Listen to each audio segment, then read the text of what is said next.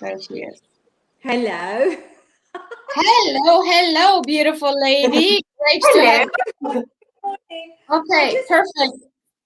I must admit, I had a little bit of a panic because it just gave me a blank screen. So I don't know what that was it all happens. about. It happens. Good morning. Okay, we are live now. So I'm going to start and welcome everybody that is here with us today. We are really excited because this is people episode 1 of the Lovetarian Way podcast. Yay! We have done it. This is Natalia PH. I am a Lovetarian, and I have with me Cecile Van Keken, who is Keken. I never say it correctly. Cecile is the executive assistant in our organization, and the organization is actually publishing and marketing company agency, and we are launching the Lovetarian Way movement. So we have decided, well, I'll tell you a little bit about it before I introduce our guest of honor. Rubina, hold on. I'll explain a little bit about what this podcast is all about, since we are broadcasting on many platforms and people might not know. So the Lovetarian Way movement is a vision and it's a mission that has been given to me, oh my gosh, years ago, I suppose for millennia, through many lifetimes. In this lifetime, I have consciously awakened about 12 years ago, and it's been a winding road. You know, all of you spiritual, wonderful people, you know how that is, right? The road is not straight. It goes like in a spiral. And every time you awaken, it goes deeper and deeper and deeper. So basically, in last year, I went into a very deep meditative trance in springtime, more or less, and I've received a vision of the Lovetarian Way. With that specific word, I've seen the Empire of Light. And what does that mean? Well, it just means that I have awakened truly to my mission to stand in my sovereign power, to be one of those beautiful light workers that have been doing this for thousands of years. And so it happens now, beautiful people, that we are at the dawning of the golden age of miracles. And so this is our humble contribution to the light work, to the unconditional love. And we believe in the Lovetarian Way that the nature of what we call universe our divine mother. We love it. We are women, goddesses. So of course she is a goddess. Go figure, God is a goddess. So we believe that she is unconditional love and she loves us all. We don't believe in duality. Our job as Lovetarians is to embody that consciousness, love unconditionally, and inspire. And further down the road, I have downloaded what is called the 4 pillars of the Lovetarian Way, and I have been spreading that consciousness, right, to help other light workers elevate the consciousness of humanity and co-create heaven on earth realities. And of course, as it is with, living your passion, I have attracted, or rather reflected from my own conscissness, all the beautiful friends and souls from my soul group, including people that are here with us today in our first episode. And we will have already lined up a whole list of guests, beautiful luminaries, thought leaders, healers, teachers, coaches, whatnot. And they are of all sorts of origins, both sexes, of course. I mean, what we do, we actually are focusing on goddesses, on the goddess consciousness, because let's face it, we need to admit that for thousands of years, the patriarchal left brain, that energy had been, shall we say, seeding a lot of chaos all over the universes. So what we are doing with our humble contribution, we are balancing, right, the energy, so both sacred, beautiful, healthy, feminine energy can balance the wounded masculine energy, and we can all flow together into love and light and enter the golden age of miracles. I will zip it now, and I will introduce beautiful guests that we guest. Yeah, I'm already multiplying, right, as you can see. But first things first, Cecile, Rubina, if you will, she will go first since she's my co-creatrix. Cecile is co-creating this beautiful movement with me. She is an executive assistant in the agency, Win Marketing.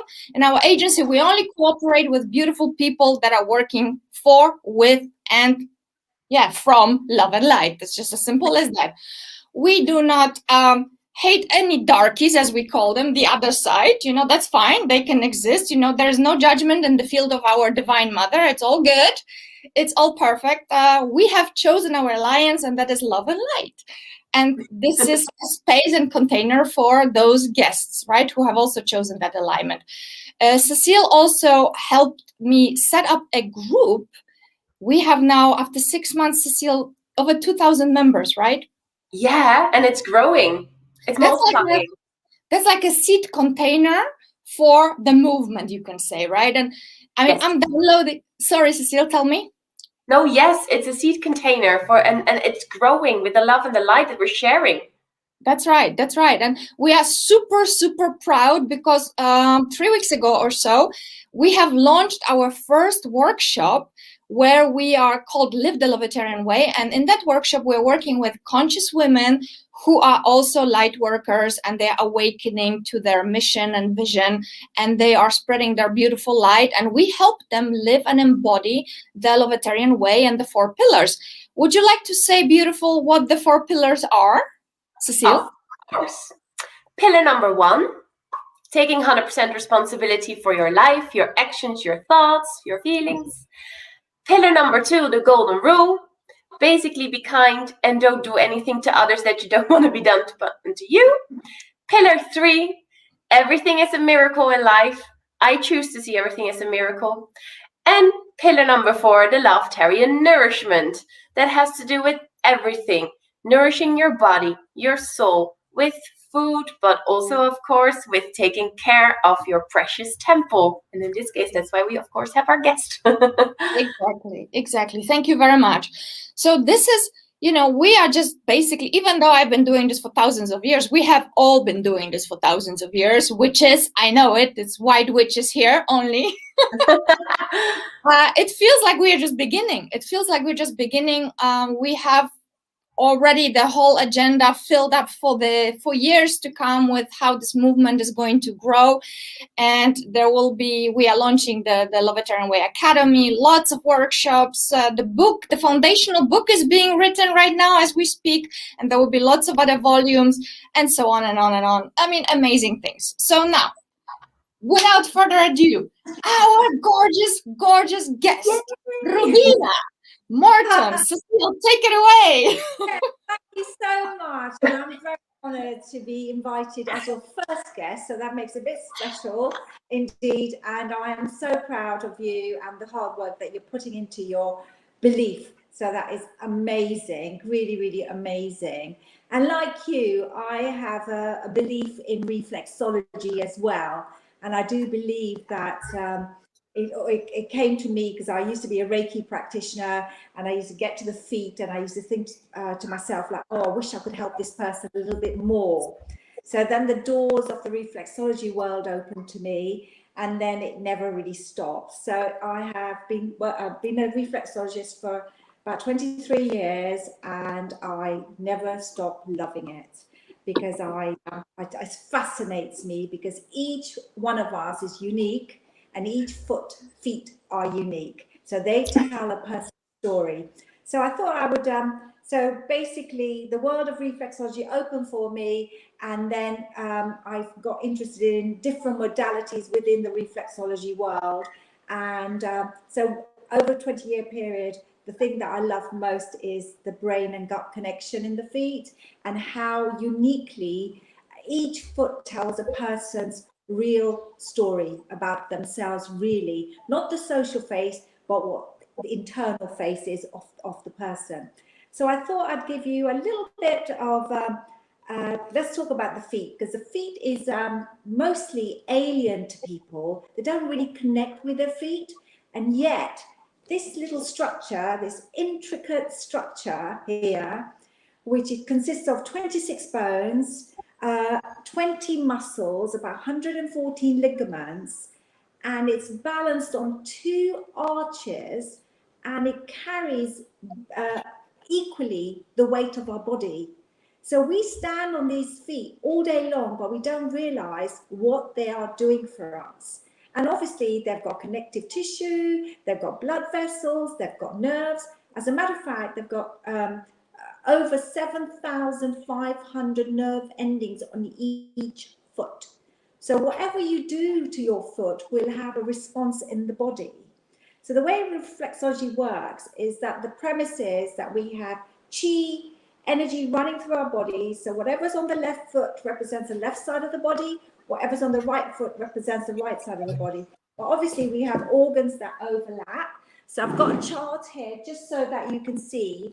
So the chart is that we have reflex points on the feet that correspond to different areas of the body. And when you stimulate these parts, you will have a response in the body up at the top. And mostly, a lot of us, because we don't pay attention to our feet are trying to tell us something. So if we have hard skin, calluses, we've got the heels, really hard skin on the heels, cracked heels, or we've got corns, or anything that's happening on our feet is a body's way of protecting you because something is happening in the body. You with me? Yes. Yes, Yeah, thank good. you. So Could you, the, Rubina, could you Yeah. maybe bring the chart a little closer so people can actually see when you're explaining, we can see?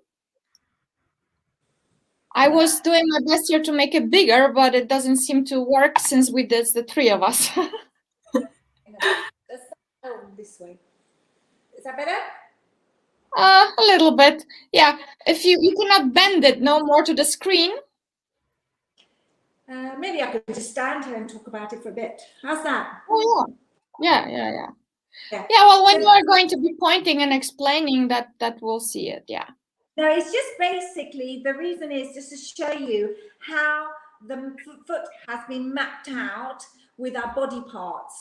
So when we work on the feet, how it will have a response in the body. So we have whatever's on the left foot, like I said, is on the left side of the body. Whatever's on the right foot is on the right side of the body, okay?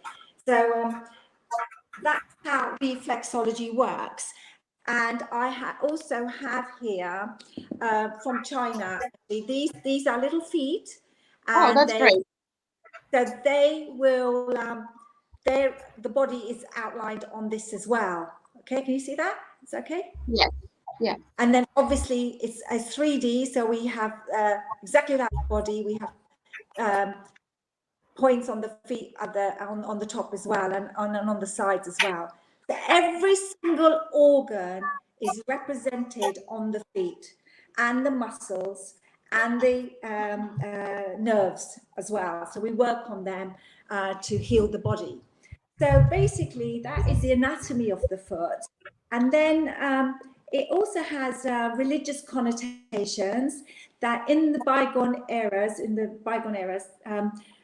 people revered the feet, because in a lot of religions, like the Buddhist religion, the Hindu religion, the Muslim religion, when you get to the threshold of holy places, you take your shoes off. And then in the Western, Jesus washed the feet of his disciples. So feet are huge. And in China, obviously, they represented a sex symbol, and they would bind the women's feet because they wanted them in a particular way. But obviously that wasn't a good idea because it stunted the growth of the feet. And as I've just told you, they balance us, and women found it really difficult to walk. So thank God that is no longer valid anymore. And then there was, like Leonardo da Vinci said that the feet were an engineering piece of a masterpiece of engineering and a work of art, because he really understood like the value of the foot. So we've got this whole thing in the past where we really were our feet were really precious, and then in the recent history, our feet.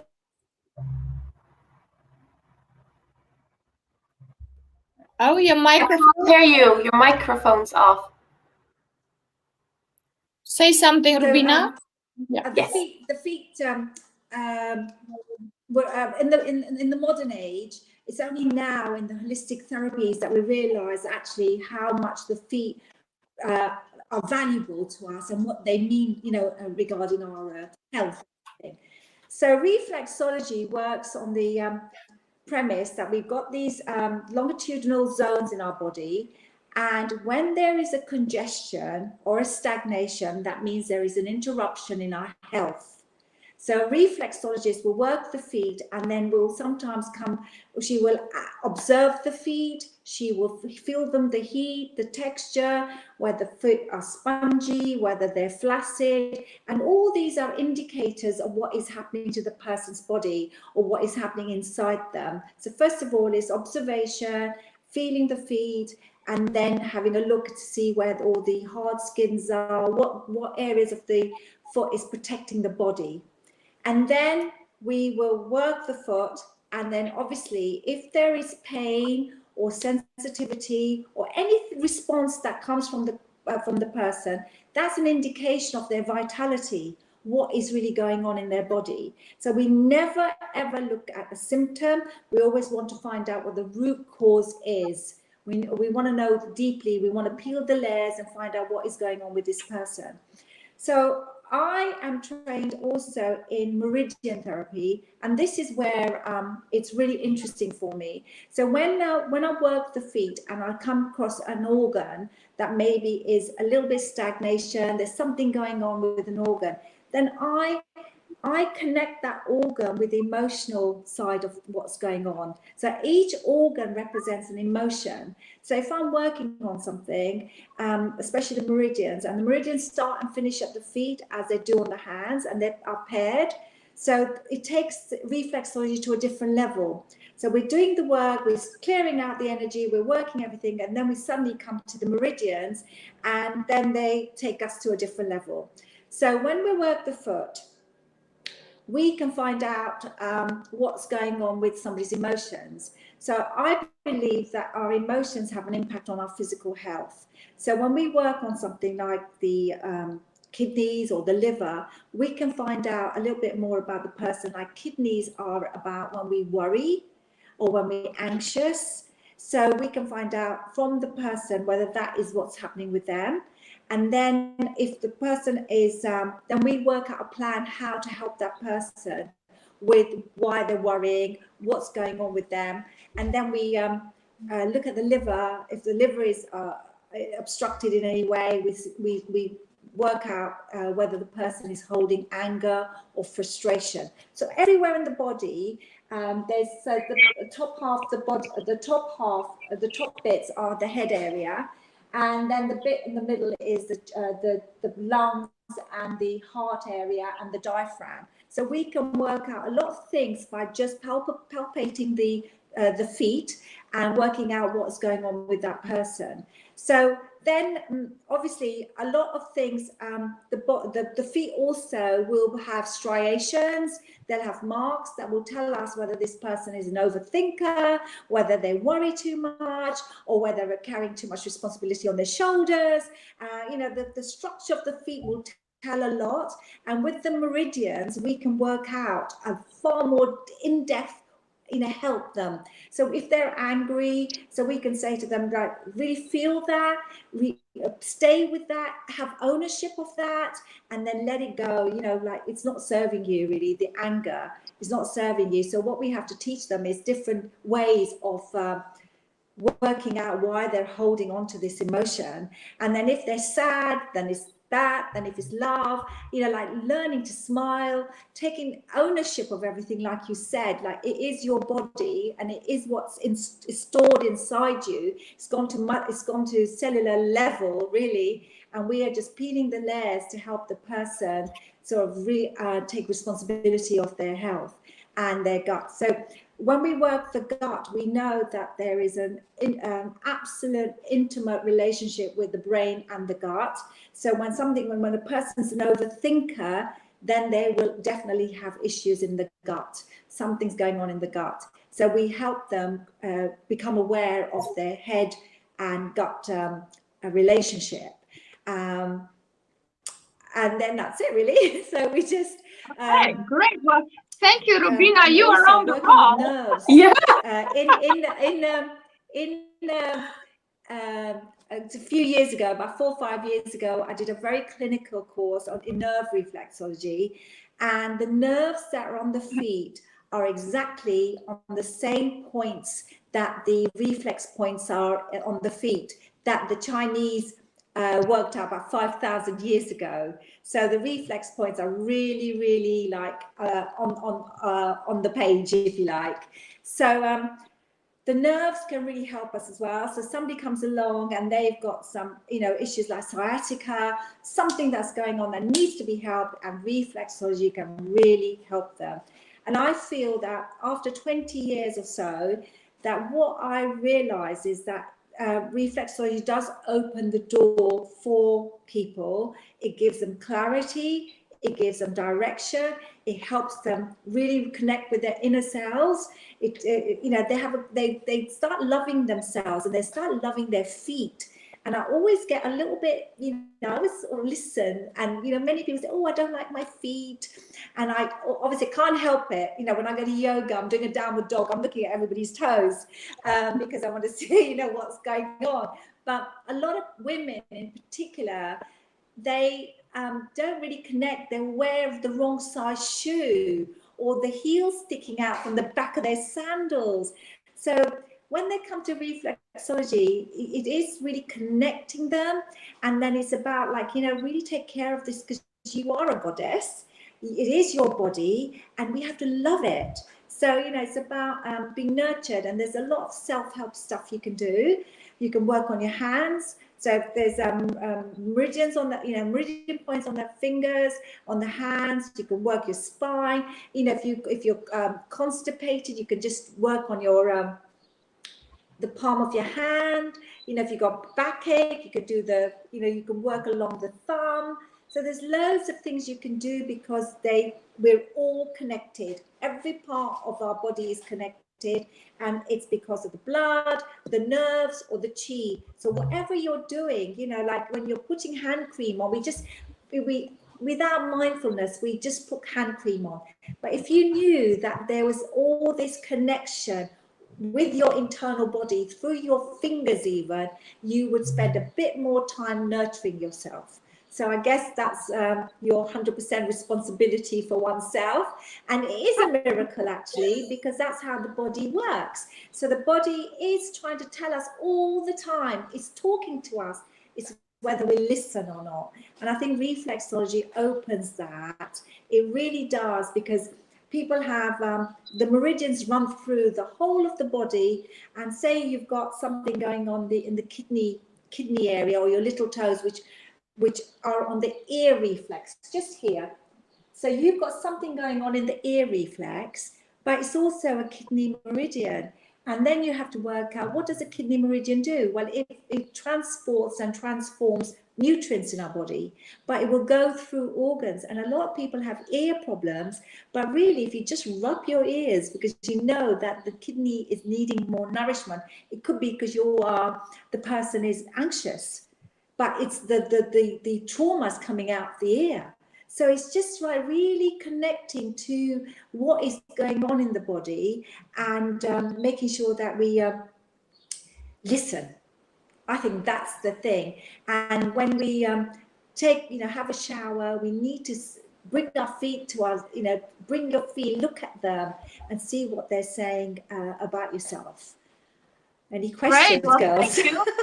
Yeah, well, thank you. Now we can, maybe. We didn't want to interrupt you, because you are really onto something really amazing here. I can't hear you. You can't hear me, Cecile? No, can you hear me? I can hear you. Yeah. I can't hear you. Oh, I can maybe put your volume up, sweetheart, Rubina. I can hear Natalia. I can hear the both of you. Can you hear Cecile? Ask if she can hear you. Can you hear me, Rubina? Can you hear me? I can't hear you. Chat. Maybe put something in the chat for Rubina. I don't know why she cannot hear us. Me neither. Let's see. Little Cecile, maybe type something in the chat. Yes, we can hear you. Yes. Loud and clear. Yes. I can't hear you both. Okay, so hold on. Cecile, maybe you chat a question for her. Rubina, check the chat. Chat. Type a question about fear. You know, we were supposed to ask her, what can we do to be more fearless living our mission? What can we do? Yeah, if you do that, and I'm seeing if we have any questions here from the people. But I think everybody will be happy with that answer. Yeah, what can we do about fear? What can we do to release? Yes. Chat. Do you see chat? Chat box? Yes, she saw. Okay. Oh, people, this is really very interesting. So about fear. How can we release ourselves of fear? So fear is something that we create in our heads. It's not really real. It's something that we, so it's something that we have created in our heads. So the thing is, the fear comes from our kidney organ.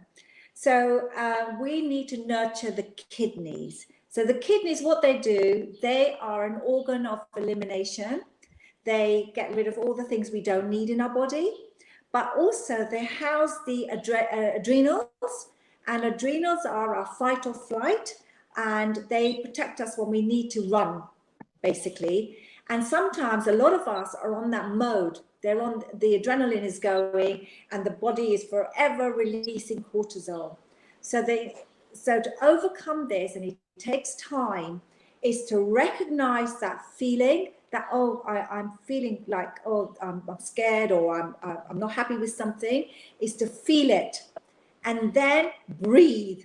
You know, we need to learn to breathe properly, and then we need to understand how our body is working, because when your body is on the go, or you're anxious all the time, or you're fearful all the time, your body is trying to protect you inside by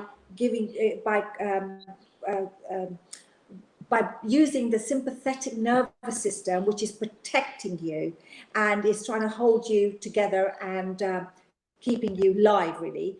But what we need to do is we need to switch that sympathetic nervous system, which makes us have these cortisol releases or the adrenaline releases. We need to switch it to the parasympathetic nervous system, which is our rest and restore part of the body. And one of the ways we can do that is the connection between the head and the gut again, and it's the vagus nerve.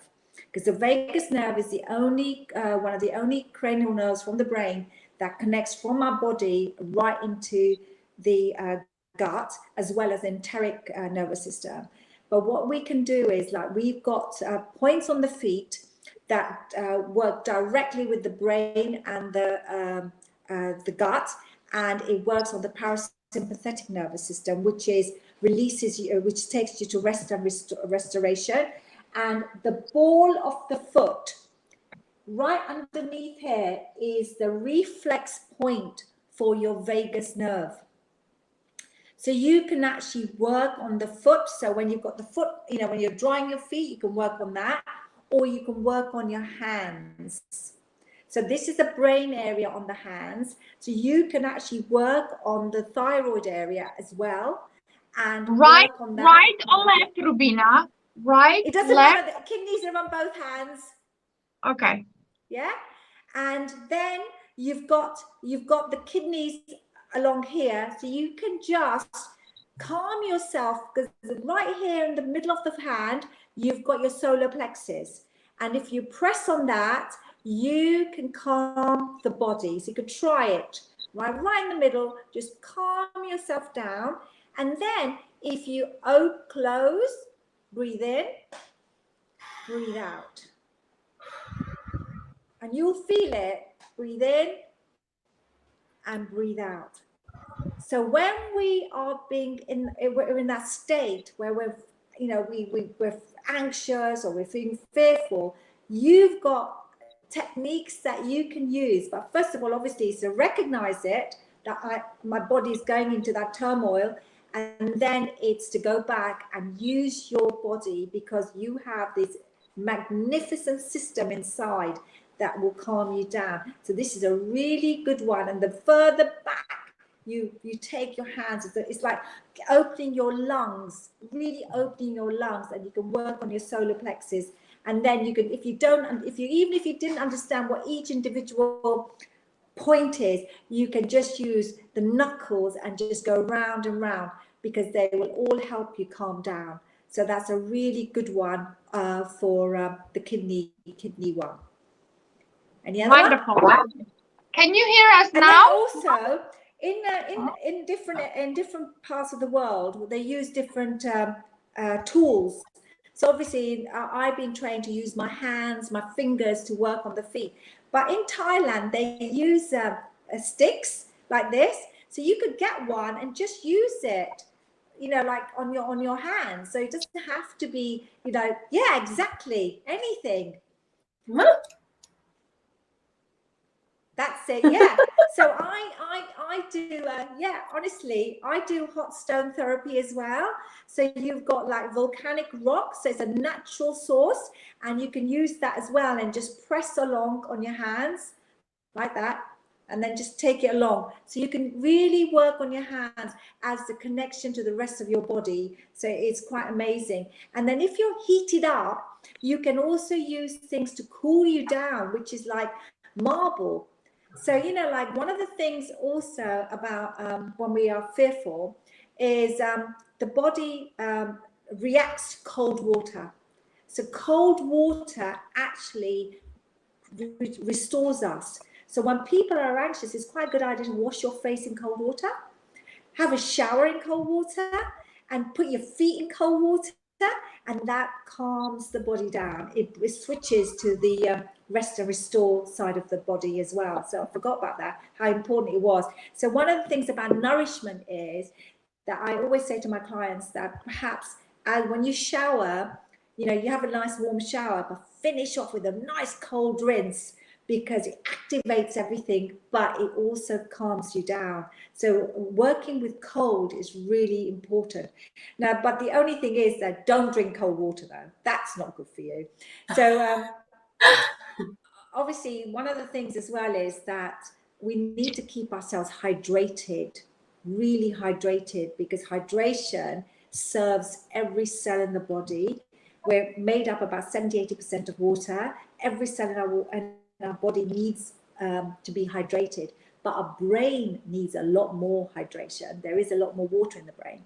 So I think it's really important that we don't overlook the importance of drinking water to keep ourselves hydrated, because it gives you clarity, it doesn't give you brain fog, it keeps your joints in good condition, and it obviously makes sure that your organs of elimination are working and your digestive system is at its optimum. So one of the things that I do during the day, because I like to cook and do all that sort of stuff, but one of the things that I have at home all the time in the kitchen is I prepare a jug of water, and I make sure that, because lots of people find water boring. So this is water that I've put cucumber in there for hydration. I've put lemon and orange, and I've put a little bit of coriander in there today. So basically what that will do is every single thing there is for hydration and anti-inflammatory things, and a little bit of vitamin C. So it becomes like a vitamin water. So that might be quite a nice way of nourishing yourself, as well as looking after your hands and your feet and things. So we've got the lung meridian is on the thumb here. So to work the lungs, you could just work on your fingers like this. And then here on the web is like an upper lymphatic drainage. So again, when you're feeling your body's upset with something, or you feel like something's not working and you just want calm, then this is an excellent point on the hands to work to nurture yourself as well. So you've got loads of things, and if you're constipated, say, it's not very nice, but people do. And this is where, on the second finger, this is your large intestines. So you can work on your hands to stimulate something that's in your gut. So we have this whole connection, internal connection. So girls, as I can't hear Can I you, have any a other question? questions? In the chat. Question. Can you suggest a treatment before you can go to bed? Can you suggest something I can do to myself before I go to sleep? Before you go to bed. So for me, first of all, please make sure that you don't have any electronic devices anywhere near you when you go to bed, right? So your bedroom is your sacred place. You don't want anything, and preferably a dark room, right? And so no electric devices, dark room, and I think the best thing to do is lie down and do your breathing techniques. And again, it's really the hands. You really need to work the hands. But as you work the hands, you need to work your abdomen as well. So you're in sync. So when you breathe out, you open your hands. When you breathe in, you close your hands. And then it's just connecting close your eyes when you're doing it and stay in the here and now. Don't go to sleep. Like you're not, the idea is to stay connected with what you're doing so that you don't have thoughts come into your head. You have to be in the here and now, stay open, close, and work on your solar plexus. And then also in your eyes and ear area here, crosshead, that's a really good point for sleeping, especially this point here. This is an excellent point on the little finger just here. So you can just work on that, and that helps you go to sleep. So you should naturally go to sleep without any stress, because even breathing can be stressful. So the idea is not to overexpand or underexpand, but just go with your natural rhythm, but to really, really stay awake while you're trying to go to sleep, because you're trying to make sure that you're concentrating on what you're doing and not trying to let other thoughts come in the way. So that's absolutely beautiful thing to do before you go to bed.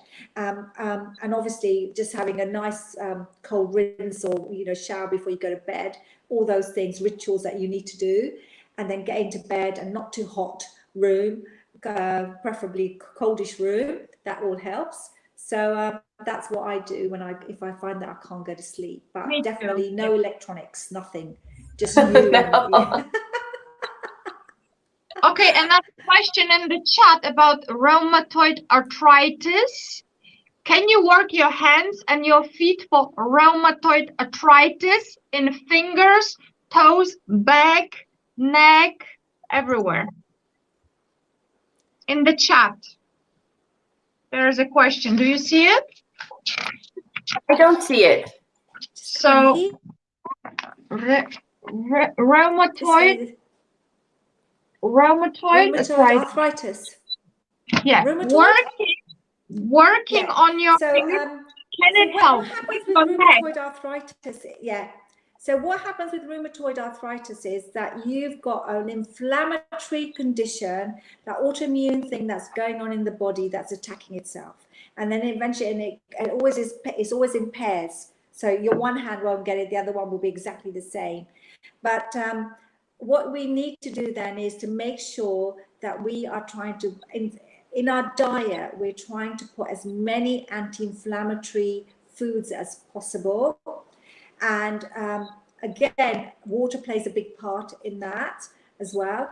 And trying to make sure that when we buy things, especially fruit and vegetables, lots of pesticides are on our food and vegetables. So we need to do a ritual of making sure we wash our food and vegetables, especially in, like apple cider vinegar or something. So do the washing so that we can have least amounts of pesticides on our food. And also it's like we do need bacteria. We need bacteria because we need it for the microbiome in the body. So for rheumatoid arthritis, it's really important that the gut flora is healthy. So I think that somebody who's got rheumatoid arthritis, they need more than ever to be on probiotics, because they need to make sure that their gut is in really good health. And then, of course, we need to do a lymph drainage. So you can do a lymph drainage on the hands by going through the webs of the fingers. So you can do that. And actually, you know, when people are, so you can do your own lymphatic drainage. So we're especially working on the joints that are inflamed. And the most people, when it hurts them, they don't want to go, they don't want to touch themselves. But actually, you need to go and beyond the resistance. You have to trust your body. You know, like, yes, I'm doing it good. So you need to do that. And also, we have a lot of lymph nodes around the face and around the neck. So you can actually do the lymphatic drainage from behind the ears down. And we have these clavicles here, and you drain it in there. So people who are using their hands and they've got that thing, you need to do a lot of drainage into your clavicles, because you've got the thoracic ducts there. So that is a really good one for rheumatoid. And what about in your back? In your back, you have issues in your back. I'm writing. Let me see. Chat. In your back and in your knees. Oh, okay. So issues in the back. Now, emotionally, that is whether you're being supported in life. Your back represents a support system. So when we have issues going in the back, we have to work out where the pain is coming from. And then it's really easy. The whole spine is mapped out on the hands here. So if you've got problems in your back or anywhere, just do some finger walking along the spine. And you can do it yourself, because you can feel the bone across here, and it goes right across there. So you can work on the back, on your hands as well. So, you know, easily you can do the and do it with sensitivity, because this will connect you to the part of your spine where it hurts. So what you have to do is just work on the spine. Does that make sense? Yes. And what about arthritis in the knees? Hang on, I'm just going to hang on a minute. Excuse me. Yep. I think. Okay, sorry. Well, we're getting a lot of valuable information here. That's for sure. Yeah. Hang on. Yeah. Arthritis in the knees.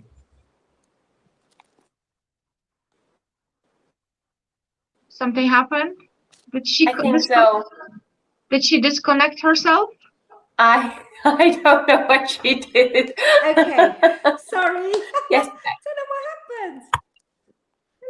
Well, there is an icon somewhere where you can see your camera, Rubina, I'm sure now.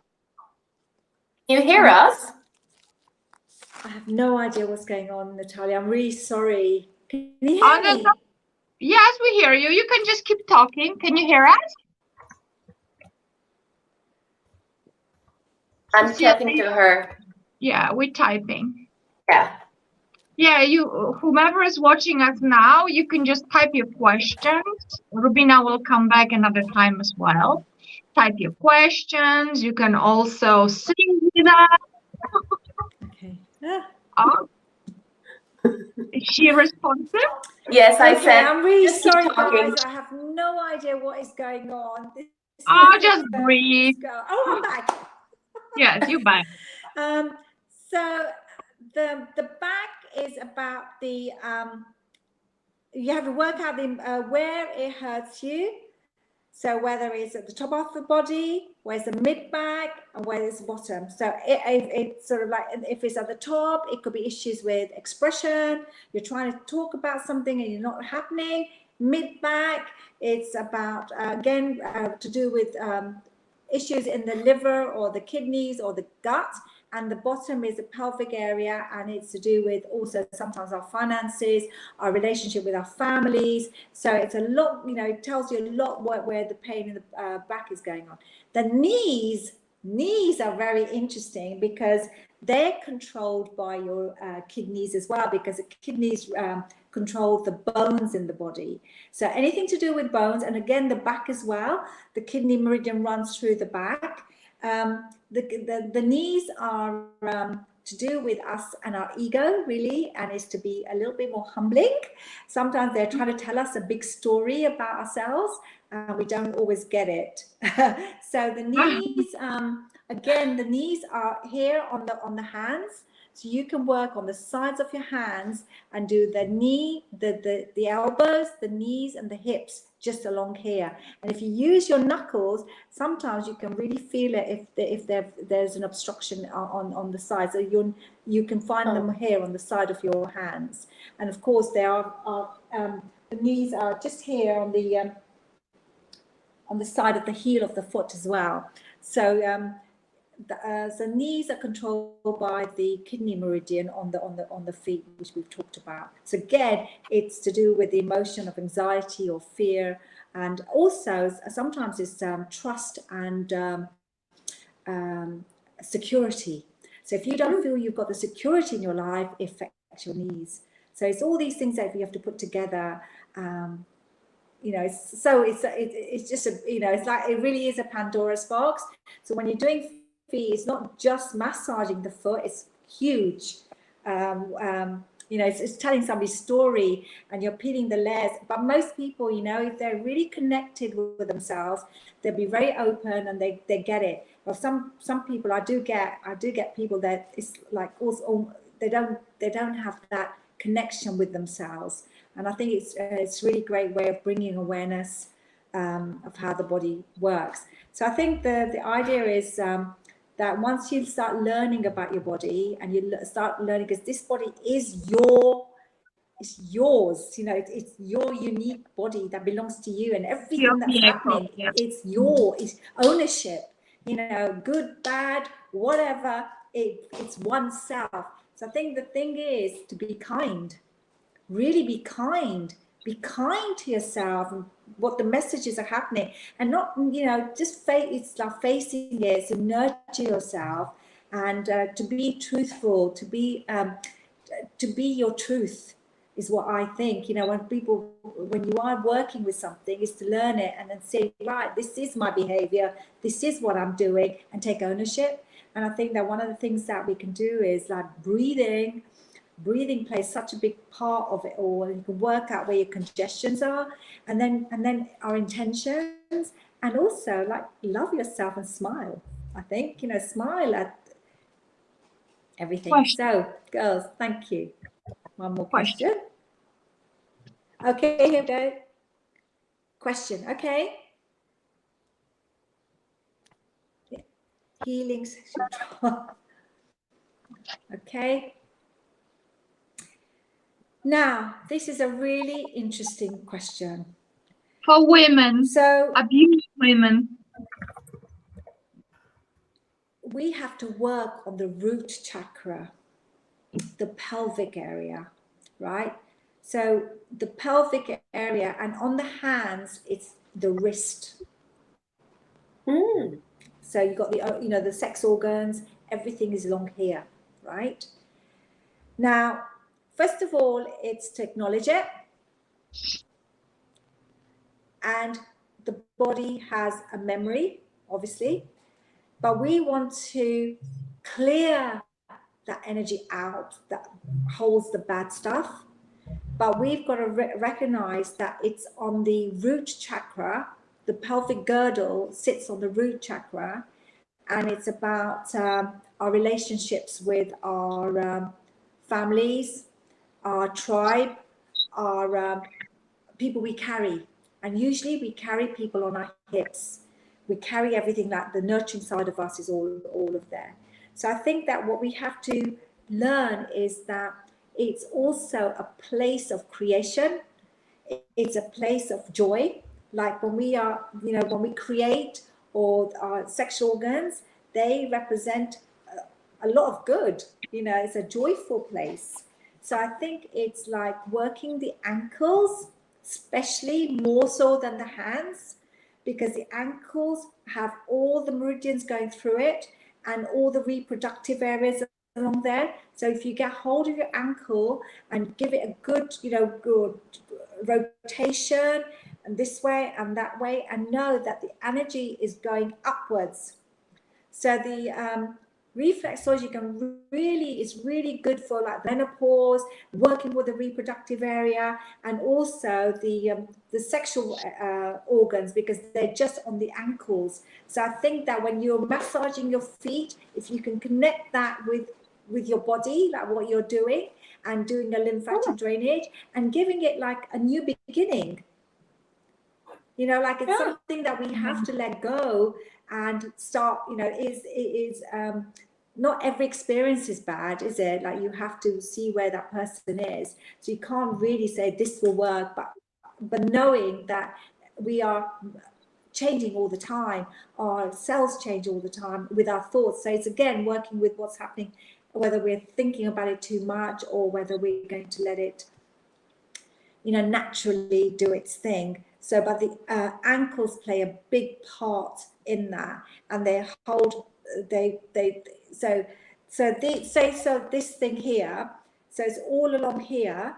But if I was to put this on a mirror, 2 feet, bone for bone, it's your pelvic girdle from the foot. So the bones are exactly the same, and they represent a lot what's going on. So I think just working on it, nurturing your area, and doing the uterus, the ovaries, the vagina area, that sort of area on the foot is what you need to do. So I'm going to lift this up to show you so that you can really see. So you see this pelvic area on the ankles? Can you see that? Pelvic area on the ankles? You have to point with your finger. Point with your finger. So it's this bit here. Oops, this bit. And this bit. Well, yeah, okay. Yes. Right. Okay, great. Yes.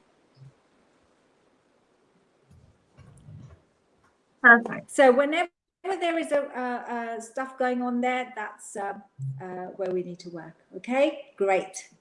Great. There's more questions. Well, now we're going to wrap this up, and we will continue in the future because we're coming on to an hour now. So this was perfect, and we need to sum it up. Love yourself. Love yourself. Connect with your body. And take responsibility, right? Pillar 1 of the Lovetarian Way. This is your body. It's where you live. And your body tells you so many things. So, Rubina, how can people get in touch with you and work with you? Can you see it? How can people work with you? How can people... You gave us so much information. How can people work with you if they want to? I think that's a very difficult question. How can people work with me? I think we're all like messengers in a way, and we try and share our knowledge as best as we can. And my whole thing is to give ownership to people. Like, for me, it's like I impart with my knowledge so that you can have a more fulfilled or happier life, because I just love what I do. And I think that's, I'm quite happy to share, do a workshop perhaps, or do something like that, which I have done in the past. And that's it really. But I think I like to pass the ownership back to everybody. Like, we all, like happy to help and happy to share. I think that's the thing, like you just got to open people's, like deeply open them up and make them more aware that we're not just, we don't just have a social face, but there is something going on much more deeply inside, and it's connecting that we are one and we're all connected. Really, so I think that's how I can help people. Okay, girls. Thank you, Thank Rubina. you. I do apologise. I have Thank no you. idea why I can't hear you, girls, but I am I so chat. grateful. We hear Thank you you. so We hear much. you. Everybody hears you. So thank you. I'm just going to finish now. I just want to tell everybody, yes, Annemiek Rubina lives in Spain. She lives on the Costa Blanca. She lives near Cecile, which is in Javia. Yes. So now we will put Rubina's information later on the page. Everything will be there. So this broadcast is also available and recorded on YouTube, on Facebook pages, on Facebook group. So don't you worry, if you want to get in touch or rewatch, you will. Okay? So that was our first guest. We are so happy we premiered it. We shipped this baby and we had some interesting technical challenges. It was a nice ride. We made it. Next week, I just want to say we will go live on Friday. We will be announcing soon, but we will go live around the same time on Friday with Tamzin, who is a crystal mistress. She had written books on crystals. She is into tarot, and she's actually writing her third book right now. So we will discuss destiny versus free will, how crystals can help us live the Lovetarian way, how they can help us connect with the universe, our mother earth, and how we can, love ourselves again through crystals and how they can help us heal. So thank you so much, everybody. It was awesome. We're coming Yes. up to an hour. Rubina, and we will see you soon. And guys, you have a wonderful day. Much love and light to you, and we'll see you next week.